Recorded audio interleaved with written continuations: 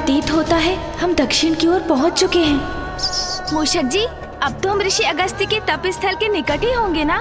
प्रभु, ऋषिवर के स्थान के जितना निकट पहुंच रहा हूँ उतना ही भयभीत हो रहा हूँ मैं। क्यों?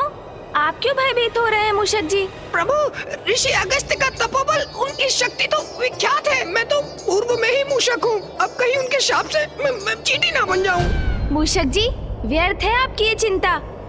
ऋषिवर आपको श्राप क्यों देंगे? प्रभु, आप उनकी पत्नी को उनके कमंडल से मुक्त करवाकर नदी में परिवर्तित करने जा रहे हैं, फिर भी पूछ रहे हैं कि वो शाप क्यों देंगे? मूषक जी, किसी भी बड़े उद्देश्य को पूर्ण करने में संकट तो आते ही है ना, किंतु उन पर विजय पाने के लिए ध्यान सदैव अपने उद्देश्य पर ही रखना चाहिए, मार्ग में आने वाले संकट और कठिनाइयों पर नहीं। उचित है प्रभु, मैं प्रयत्न करूंगा।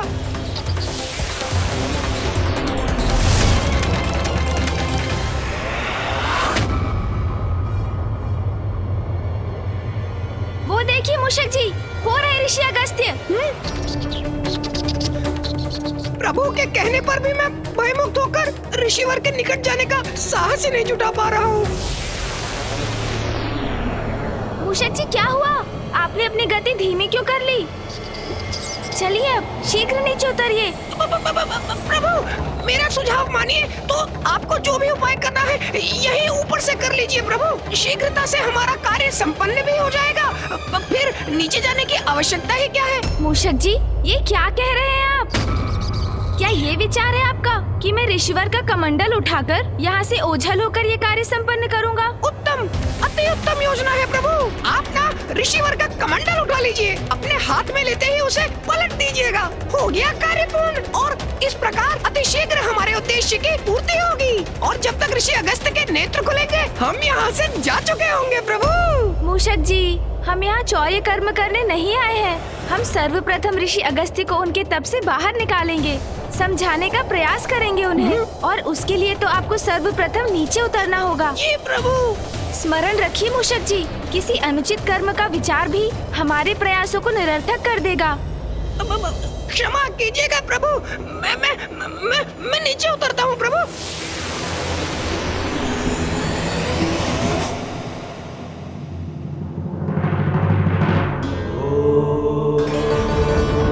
इतने दिव्य महान व्यक्तित्व वाले ऋषिवर अगस्त्य के दर्शन पाकर मैं धन्य हुआ आज।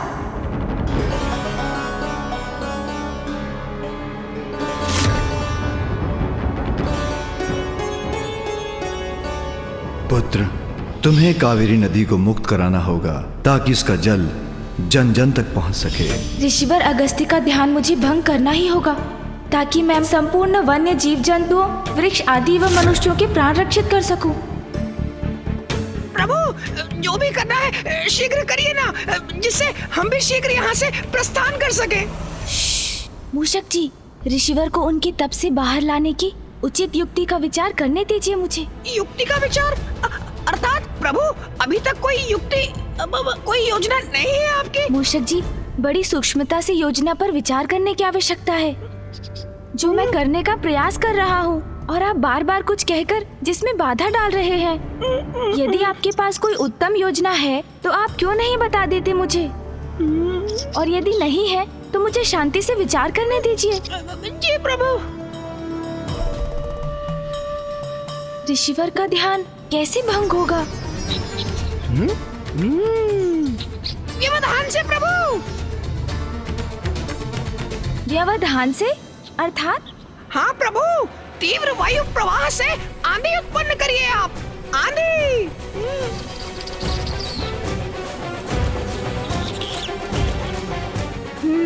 उचित है मूषक जी। जी प्रभु।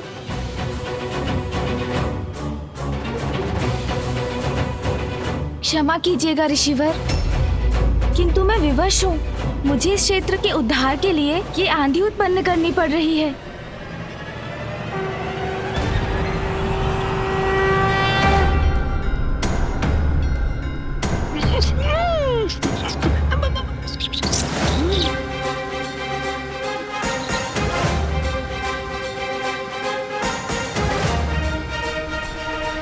प्रभु तो आंधी उत्पन्न कर रहे हैं, किंतु ऋषिवर के नेत्र खुलने पर कैसा बवंडर उत्पन्न होगा, किसे ज्ञात। छिपने में ही भलाई है।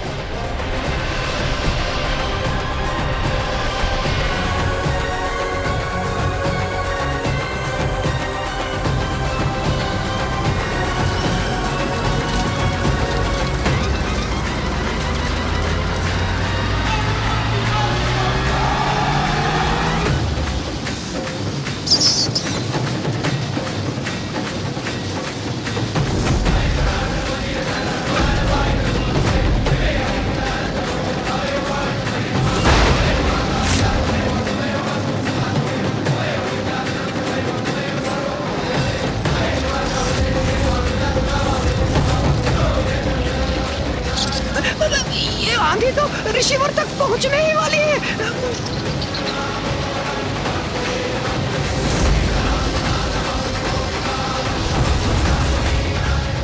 कहीं इस वायु प्रवाह की आंधी के स्पर्श से ऋषिवर के क्रोध का ज्वालामुखी न फट जाए।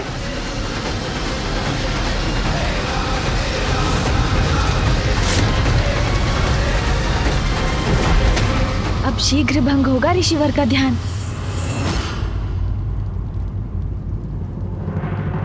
विश्वास है मुझे, गणेश सर्व समर्थ है, किंतु फिर भी मैं सशंकित हूँ। कहीं उसके साथ कुछ अप्रिय न घट जाए। गणेश का यह प्रयास सफल होने से अनेकों चिंताओं का अंत होगा।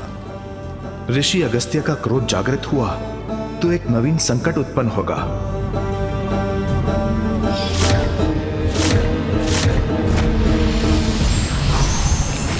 कैसी विकट परिस्थिति है ये। किसकी अधिक चिंता करूं मैं, इस बवंडर के टकराव से ऋषि अगस्त्य के ध्यान भंग होने की, अथवा बवंडर द्वारा इस कमंडल के गिरकर उल्टा हो जाने की। दोनों ही अवस्थाओं में गुरुदेव ऋषि अगस्त्य कहीं क्रोध में आकर गणेश को कोई श्राप न दे बैठे। तपोबल के धनी ऋषि अगस्त्य ने यदि श्राप दिया तो वह अकाट्य होगा।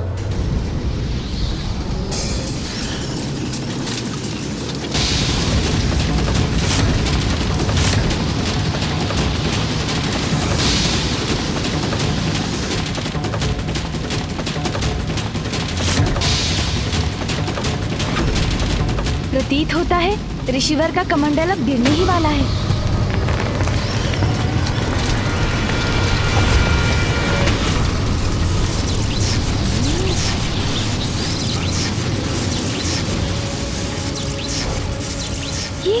ये क्या हुआ? ऋषिवर के चारों ओर स्वर्णिम सुरक्षा का घेरा कैसे उत्पन्न हो गया? ज्ञात करता हूँ।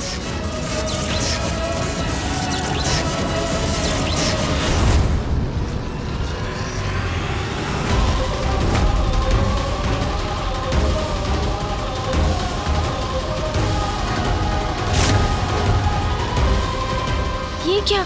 ये बवंडर तो इसी ओर लौट रहा है। हाँ प्रभु। मूषक जी सावधान।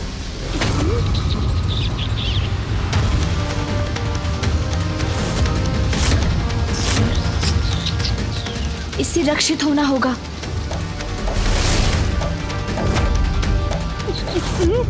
अब मैं कैसे बचूं?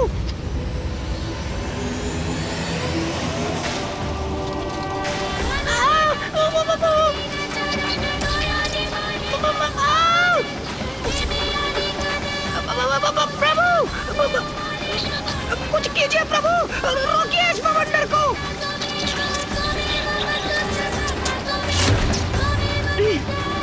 इस बवंडर को आकाश की ओर धकेल देता हूँ मैं।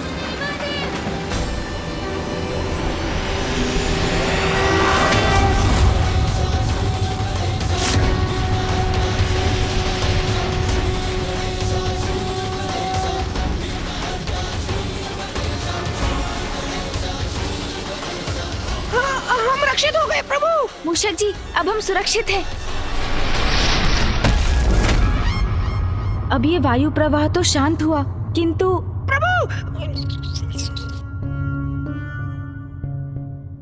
प्रभु, इस बवंडर ने तो उलटकर मेरी ही दुर्दशा कर दी। हाँ मूषक जी, हमारा ये उपाय तो व्यर्थ हुआ। अब कुछ और सोचना होगा। और सोचना होगा? सोचिए प्रभु, मैं तो तनिक विश्राम कर लेता हूँ। इन टहनियों के प्रहार भी विद्युत के प्रहार समान प्रतीत हो रहे थे मुझे। विद्युत, सुना ना आपने प्रभु, विद्युत। हाँ हाँ, आपने अभी कहा था कि जैसे आपको लगा विद्युत प्रहार हो रहे हैं आप पर। नहीं नहीं प्रभु, मैं ये कह रहा हूँ विद्युत का प्रभाव अवश्य होगा ऋषिवर पर, उससे इनका ध्यान अवश्य भंग होगा। हाँ, कदाचित ये उचित रहेगा मूषक जी।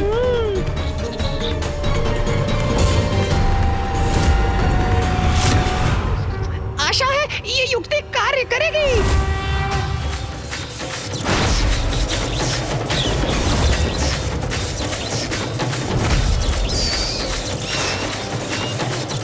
मैंने वायु का सुझाव दिया था तो विद्युत के समान प्रतीत हुआ था। अब विद्युत के सुझाव से कहीं अग्निवार ना हो जाए मुझ पर। मेरा तो छिपना ही उचित है।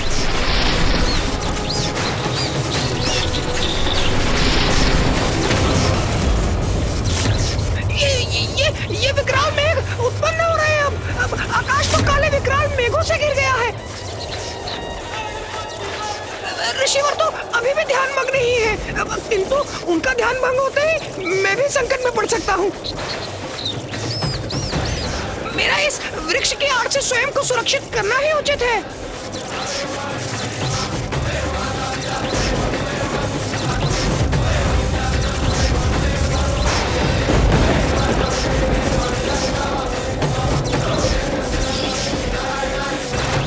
प्रभु के समान मैं भी वृक्ष के ऊपर चढ़कर ही सुरक्षित हो सकूंगा।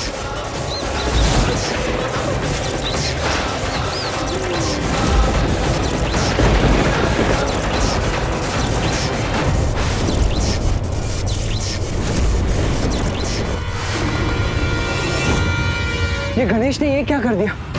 विद्युत के प्रहार से ऋषि अगस्त्य अवश्य क्रोधित हो जाएंगे। पुत्र गणेश, हमारी चिंता मुझे व्याकुल कर रही है।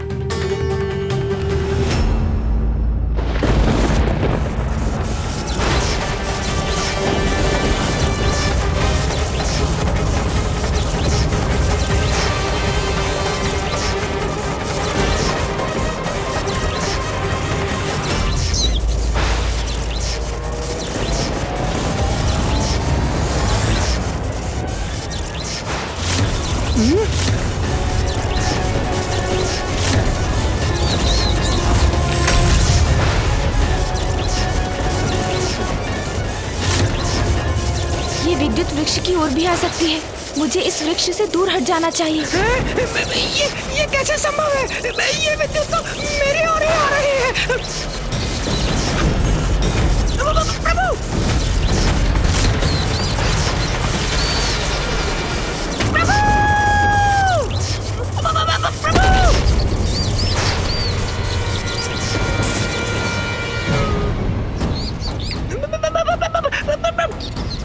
मूषक जी,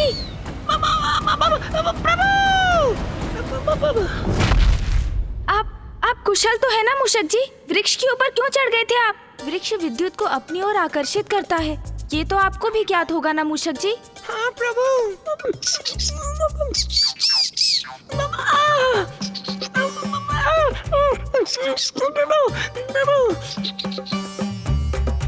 मेरा मुख, मेरा सुंदर मुख, क्या हो गया इसे?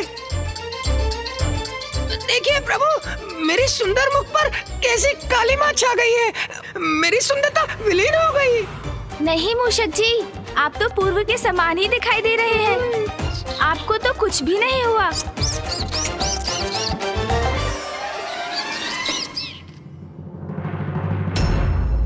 मूषक जी, बवंडर और विद्युत तो ऋषिवर का स्पर्श भी नहीं कर सके।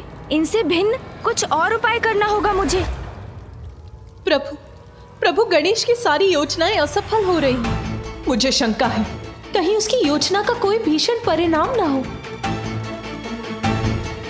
कहीं ऋषि अगस्त्य अत्यधिक क्रोधित ना हो जाए। गणेश की युक्तियां। अभी तक गणेश ने अपनी बुद्धि से उपजी युक्ति का कहां प्रयोग किया है, और वही उसकी भूल है। बुद्धि का देवता है वो, उसे अपनी बुद्धि से युक्ति लगानी होगी, तभी सफल होगा वो। प्रभु, अब तो कदाचित भूकंप ही ऋषिवर को उनके तप से बाहर ला सकता है। हाँ प्रभु, मैंने विचार कर लिया है। नहीं मूषक जी, मुझे क्षमा कीजिए। मुझे ज्ञात है आप मेरी सहायता करने का प्रयास कर रहे हैं, किंतु अब नहीं। मैं आपके सुझाव लेता रहा, वो मेरी भूल थी, किंतु इस बार तो मैं अपनी बुद्धि की युक्ति पर ही चलूंगा।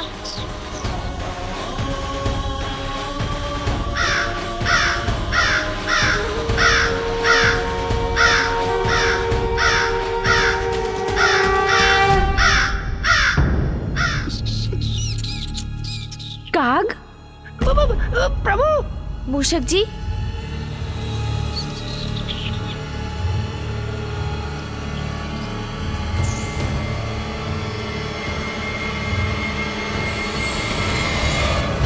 युक्ति तो मिल गई मूषक जी।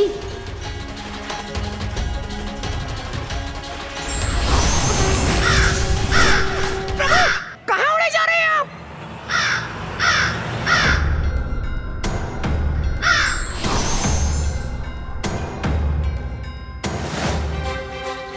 प्रभु, मुझे यहाँ अकेले छोड़ गए।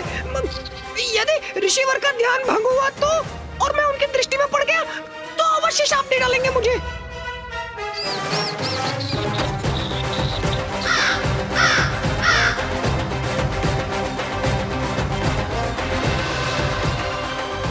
यदि मैंने ऊपर से कमंडल तक पहुंचने की चेष्टा की तो ऋषिवर का सुरक्षा घेरा अवश्य मुझे रोक देगा।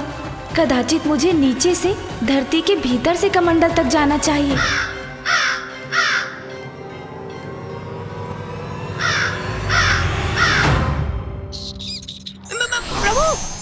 प्रभु, आप लौट आए? हाँ मूषक जी, लौट आया मैं, क्योंकि मुझे आपको एक कार्य सौंपना है। आपको यहाँ से ऋषि अगस्त्य तक धरती में सुरंग बनानी है।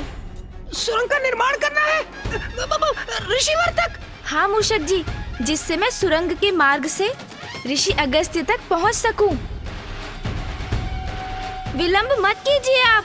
जैसे आपकी आज्ञा प्रभु। यदि मुझे कुछ हो जाए तो स्मरण रखिएगा कि मैंने अपने प्राण न्यौछावर कर दिए अपनी स्वामी भक्ति में। मैं हूँ ना मूषक जी, फिर क्यों चिंता कर रहे हैं आप? आपको कुछ नहीं होगा, आप शीघ्रता कीजिए, अपना कार्य आरंभ कीजिए आप। जी प्रभु।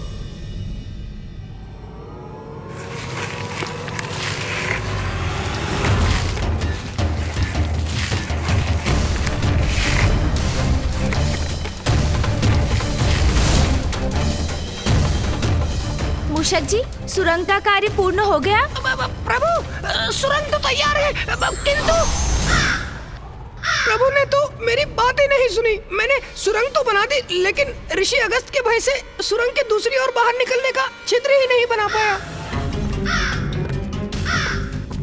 ये क्या? मूषक जी ने तो कार्य अधूरा ही छोड़ दिया। सुरंग से बाहर निकलने के लिए छिद्र मुझे ही बनाना होगा।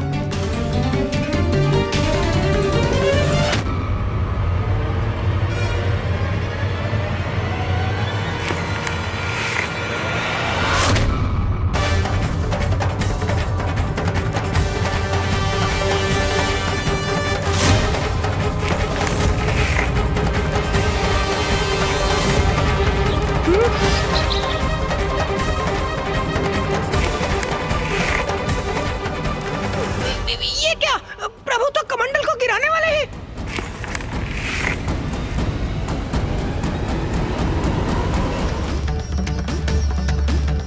ऋषिवर के कमंडल के गिरने से कहीं अस्त्र का अनर्थ ना हो जाए। विलंब उचित नहीं, शीघ्रता करो गणेश।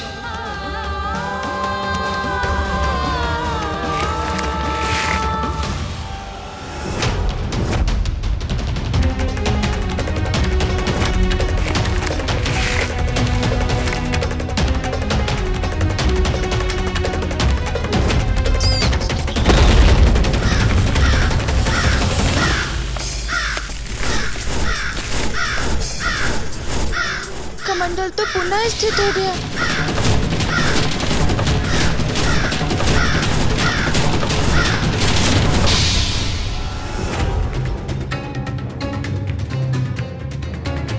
हाँ गणेश, यही युक्ति उचित है।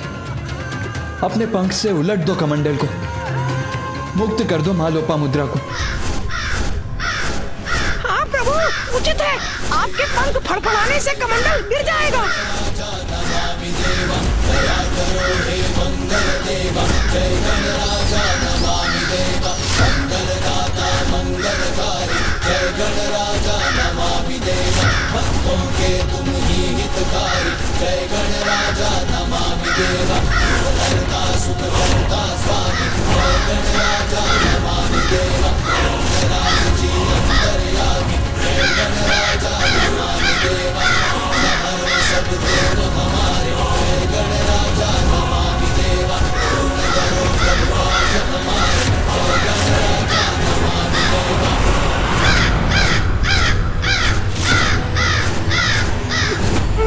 ऋषिवर का ध्यान भंग हो गया।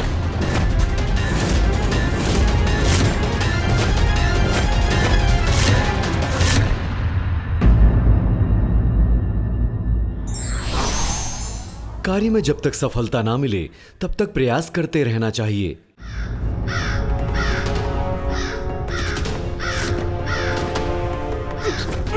ऋषिवर का ध्यान भंग हो गया।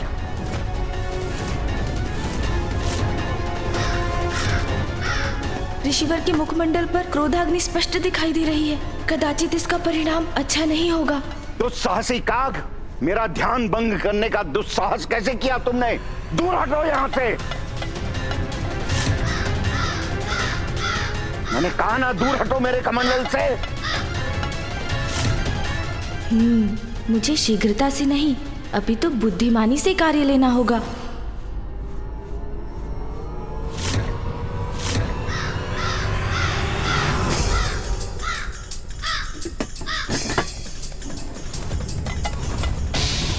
इस काग का इतना दुस्साहस मेरे कमंडल का जल पीने को आतुर है।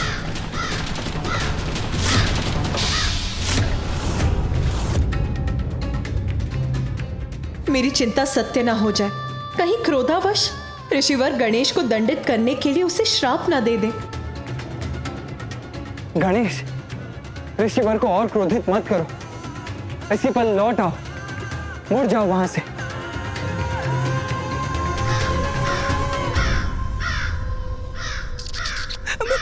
प्रभु संकट में है। नहीं नहीं, मुझे उनकी सहायता के लिए कुछ करना होगा।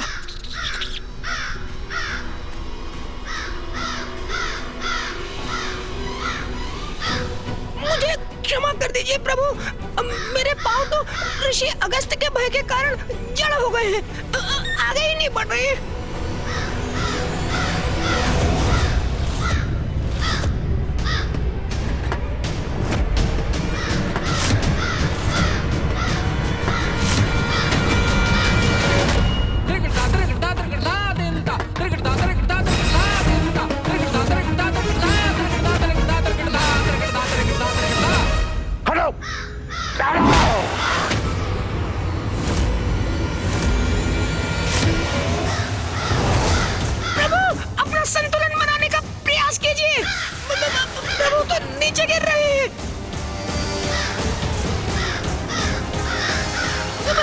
चिंता मत कीजिए प्रभु, मैं आपको संभालने का प्रयास करूंगा। प्रभु, मैं आ रहा हूँ प्रभु, मैं आ रहा हूँ। प्रभु, आप कुशल तो हैं? ऋषिवर ने तो आपको आकाश में ही भेज दिया था। हाँ मूषक जी, मैं सुरक्षित हूँ, कुशल भी हूँ। जो हुआ उसमें ऋषिवर का कोई दोष नहीं है। वो तो मात्र अपना कमंडल सुरक्षित करने के लिए अपने हाथ से मुझे दूर करने का प्रयास कर रहे थे और उनका हाथ मेरे पंख पर लग गया, जिससे मैं दूर आकाश की ओर चला गया। सुरक्षित है मेरे पुत्र गणेश। प्रभु, मेरी विनती स्वीकार कीजिए, यहाँ से लौट चलिए। महादेव, माता पार्वती, कुमार कार्तिकेय से विचार विमर्श कर प्रभु माँ लोपामुद्रा को नदी रूप में प्रवाहित करने की कोई और युक्ति सोचनी होगी हमें। किंतु अब हमारा यहाँ रुकना उचित नहीं। ऋषिवर के क्रोध से पार पाना कठिन है प्रभु। व्यर्थ चिंता कर रहे हैं सभी। गणेश अपना दायित्व निभाना भली भांति जानता है। वो इस संकट का भी हल अवश्य ढूंढ लेगा।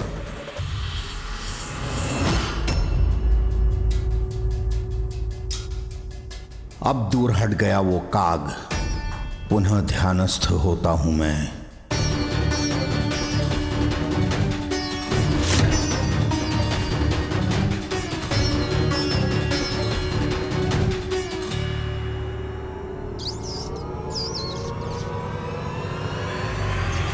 नहीं मूषक जी, अपना उद्देश्य पूर्ण किए बिना हम यहाँ से कदापि नहीं लौटेंगे। स्थिति विकट है। ऋषि अगस्त्य का क्रोध सर्वज्ञात है, किंतु कठिनाई से भयभीत होकर हम पीछे भी नहीं हट सकते। मूषक जी, जब तक माँ लोपामुद्रा कावेरी नदी के रूप में ऋषिवर अगस्त्य के कमंडल से बाहर नहीं आ जाती, मैं यहाँ से नहीं लौट सकता। चाहे इसका कुछ भी परिणाम हो, वो स्वीकार है मुझे। और इसलिए मैं पुनः प्रयास करने जा रहा हूँ मूषक जी।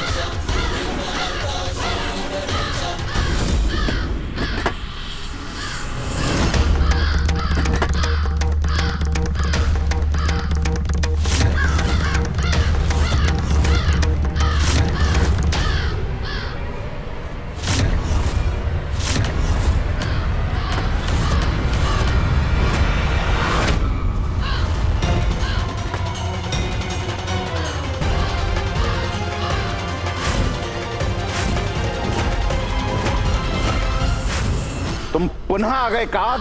दूर हटो, दूर हटो, दूर हटो मेरे कमंडल से। तुम्हें अपनी सुरक्षा की तनिक भी चिंता नहीं। इस बार और भी भयंकर परिणाम होगा।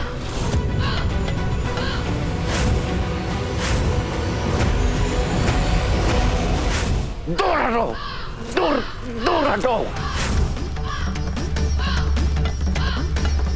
काग, तुमने मेरी चेतावनी सुनी नहीं। दूर हटो यहां से।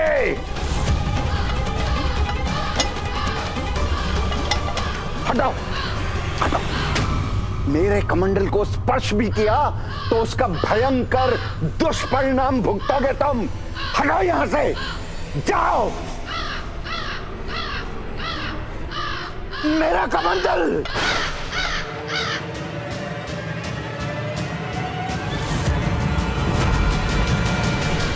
उद्दंड काग, इस कमंडल को सुरक्षित स्थान पर रखते ही तेरी उद्दंडता का कठोर दंड दूंगा मैं।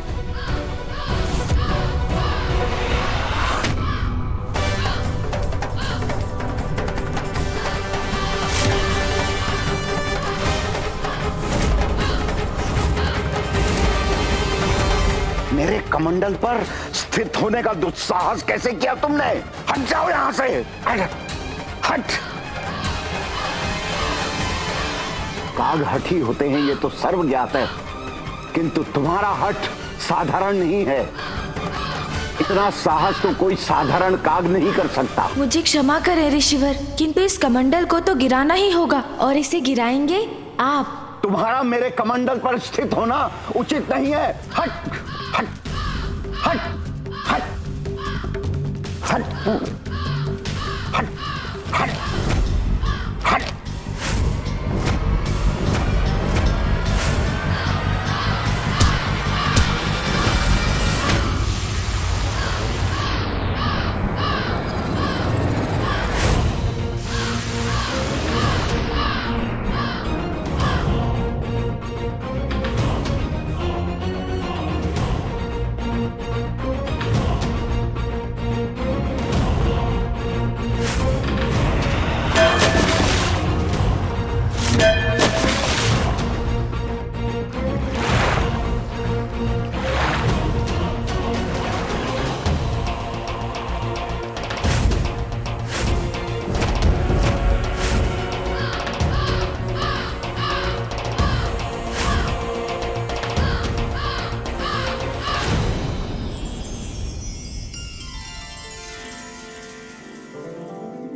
माता, आप कमंडल से बाहर आइए।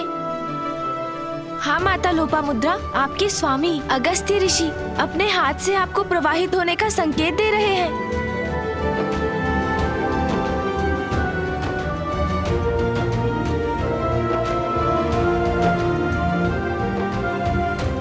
आप अपने जल को प्रवाहित कीजिए माता। प्रणाम माता लोपामुद्रा।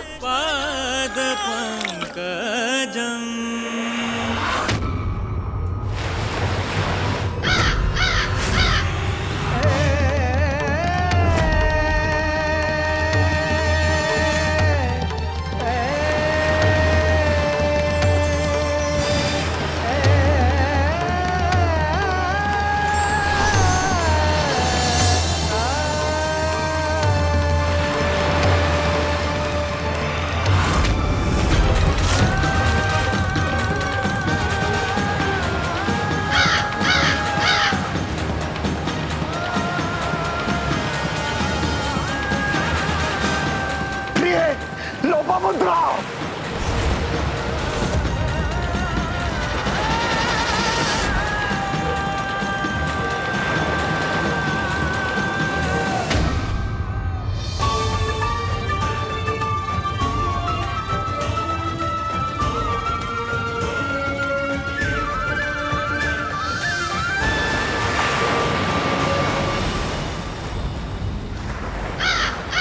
इतना बड़ा अनर्थ कैसे किया तूने? प्रभु, अब ऋषिवर के क्रोध से अपनी रक्षा कैसे करेंगे आप? दुष्ट काज, रुक, मैं तुझे श्राप देता हूं। ऋषिवर का क्रोध अपने चरम पर पहुंच चुका है।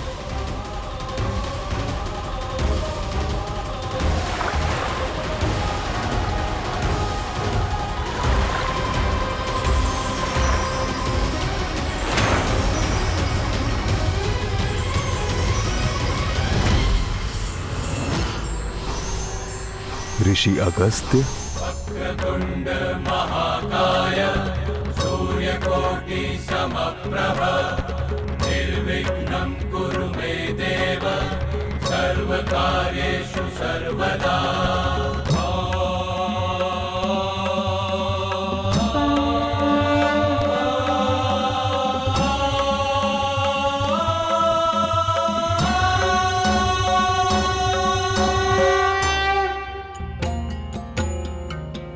प्रणाम प्रभु महागणपति, प्रणाम प्रथम पूज्य गणेश।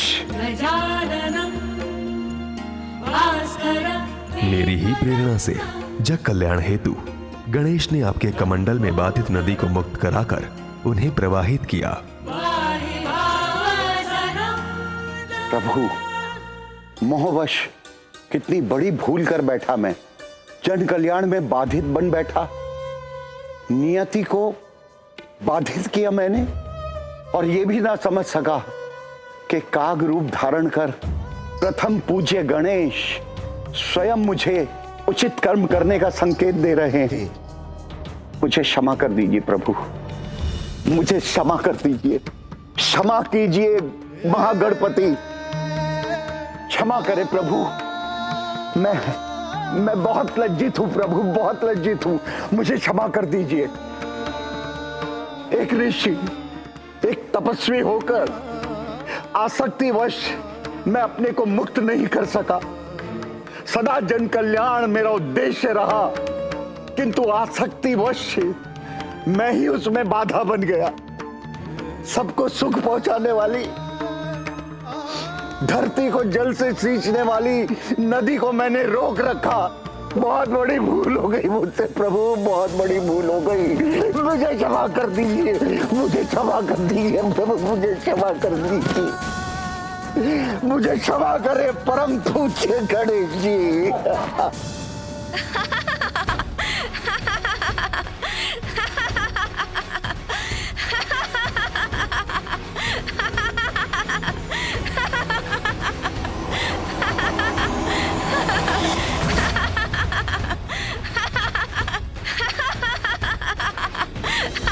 आप मेरी भूल पर हंस रहे हैं प्रथम पूज्य गणेश।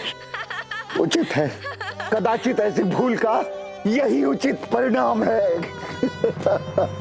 ऋषिवर, आप अभी ये जो कर रहे हैं उसे देखकर मुझे उस समय का स्मरण हो आया जब मामा श्री हरिनारायण ने मेरे समक्ष उठक बैठक कर मुझे हंसाया था। इसलिए मैं ये विधान करता हूँ, आज से जो भी मेरे समक्ष ये दोनों क्रियाएं करेगा, मैं उसकी सभी धर्मोचित मनोकामनाएं यथाशीघ्र पूर्ण करूँगा।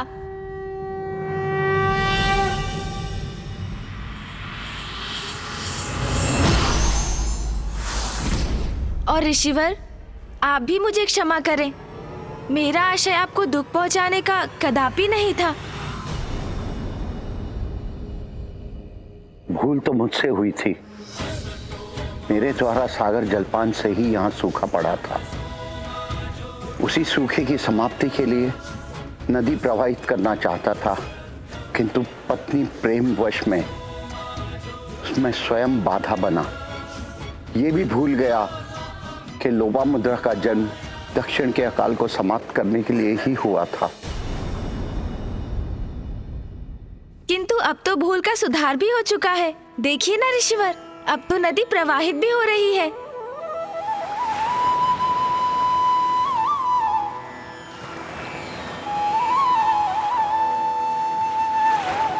इतना पावन जल, इतना स्वच्छंद बहाव, धन्य है, धन्य है।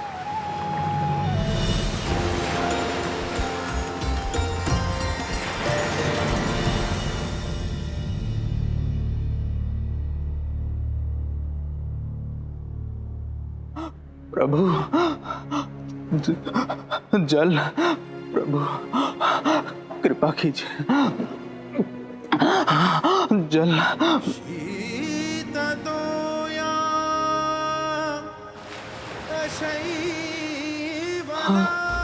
ये मेरा भ्रम है या वास्तव में जलधारा की ध्वनि?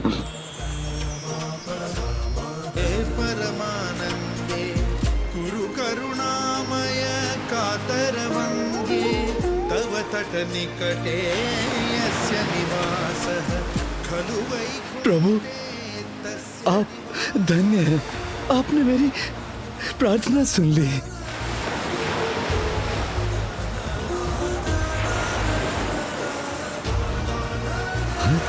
हाँ,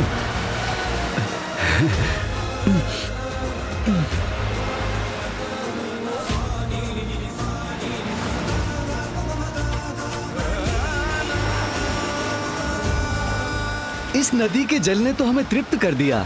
अब हम अपना जीवन यापन करने में समर्थ हैं।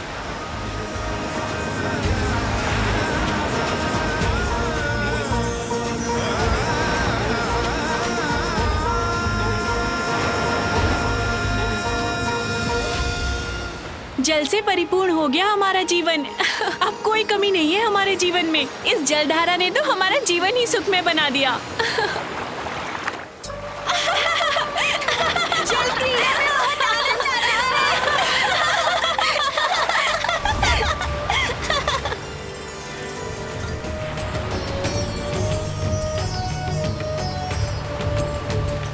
धन्य है कावेरी नदी, धन्य है विघ्नहर्ता गणेश जी, जिन्होंने मेरे मोहपाश को मिटाया, मेरे सत्कर्म के मार्ग में आए विघ्न को दूर किया, लोपामुद्रा को कावेरी नदी के रूप में मुक्त किया।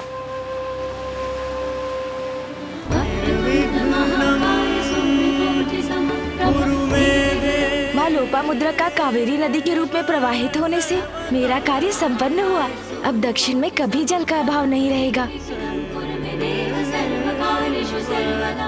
देखा स्वामी, जो कोई नहीं करना चाहता था, जो कोई नहीं कर सकता था, वो हमारे पुत्र गणेश ने कर दिखाया। घटनाओं के इस क्रम ने मुझे महादेव के समक्ष अपनी चिंता व्यक्त करने का अवसर नहीं दिया, किंतु अब सभी के यहाँ से प्रस्थान के बाद मैं उन्हें अपनी दुश्चिंता के विषय में बताऊंगा। कदाचित अभी उसमें विलंब नहीं हुआ है।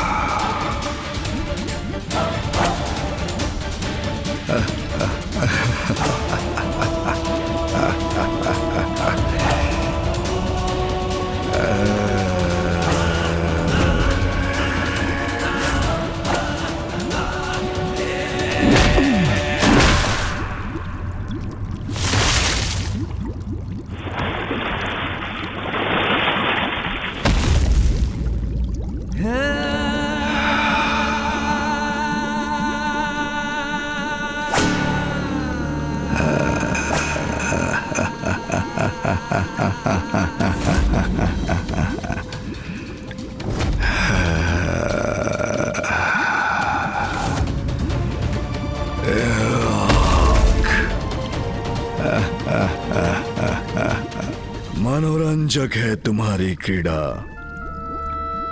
किंतु इसका अंत तुम्हारे अंत के साथ ही होगा, क्योंकि सर्वश्रेष्ठ जलंधर से किसी का बच पाना असंभव है।